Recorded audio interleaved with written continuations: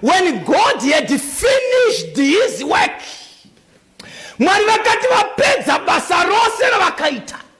when he was done, he rested and he sanctified.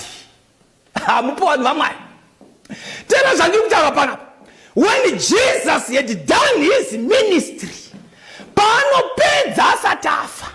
he pronounces a very key statement which gives hope to the sinner, which gives hope and courage to the world which was sinking in sin. He says, it is finished. Rakwana ndarita zvakazara. Ndosaka Hebrews 9 ichiti, he went in once and it was done. Akapinda kamwe neropa rake zvikakwana. Tereva nomari, ruponeso rwedu rwakashandwa zvakazara. Mwari havana kuita half job, havana kusira basa panzira. He accomplished the mission in the ministry, death and resurrection of Jesus Christ. Mission was accomplished. Kurashika kuda, kusaponeswa kuda, ishavile kusaponeseka. Otherwise, the mission was accomplished. When he had done the mission and it was accomplished, hana kugara mguva.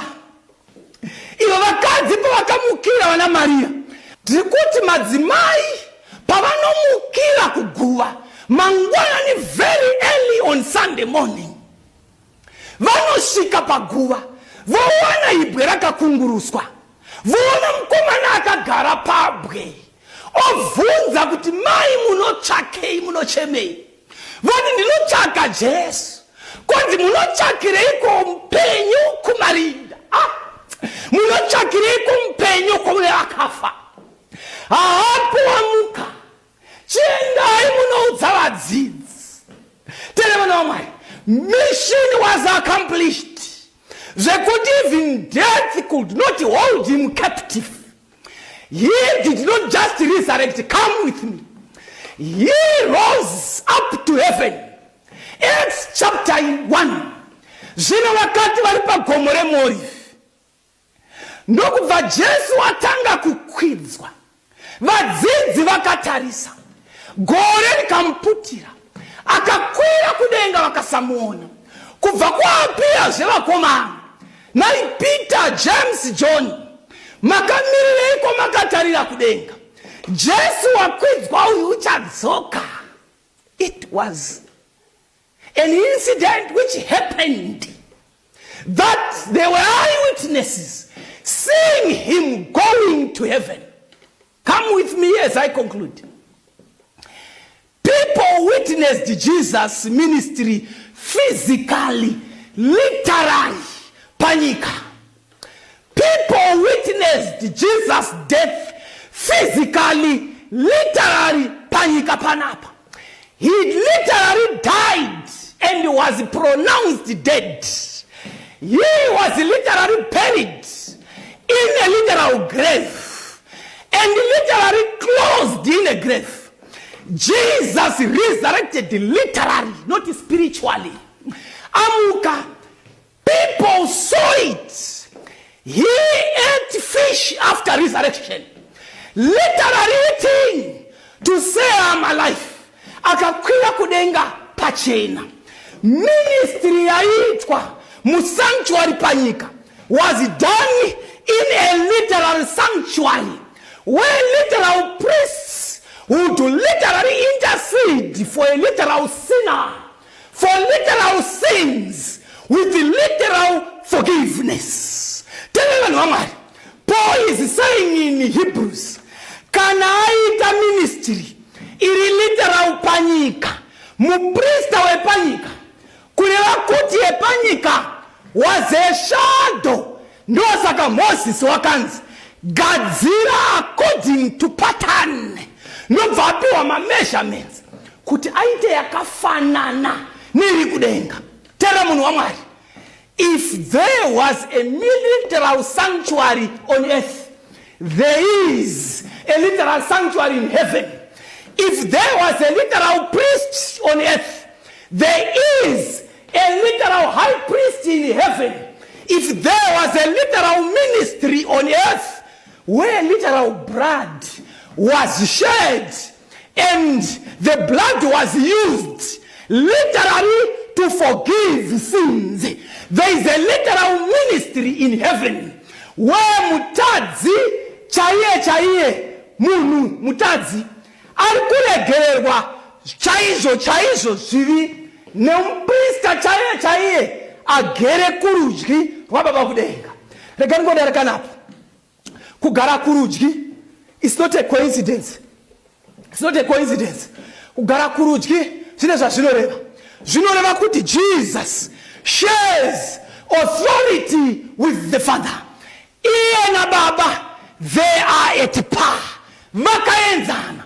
Tera munhu waMwari, Christ is a literal minister in the form of a high priest in a literal sanctuary in heaven, where he is literally interceding. Anotireverera. 1 John chapter 1, 1 John chapter 2, 1 John chapter 2. Come with me as I am trying to rush to close. Vana vangu vaduku, my little children, ndinokunyorera izvinhu izvi. I write these things to you kuti mureke kutadza. Mwari vari kutaiwazve. Shuviro yangu vagari vepanyika, vanhu vangu vandakaita nomufananidzo wangu, shuviro yangu yaiva yekuti mureke kutadza, but nengari yekuti muri nyama.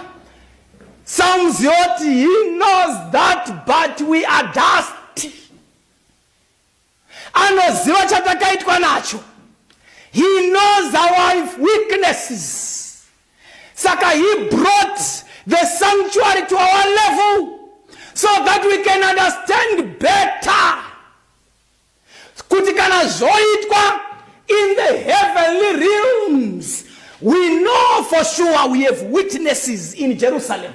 We have witnesses vakatitangira kuti this ministry was true. Ainzi Aronika aitwa mprista weshua. Kureva kuti Jesu akauya kuti azomita as the type of the antitype.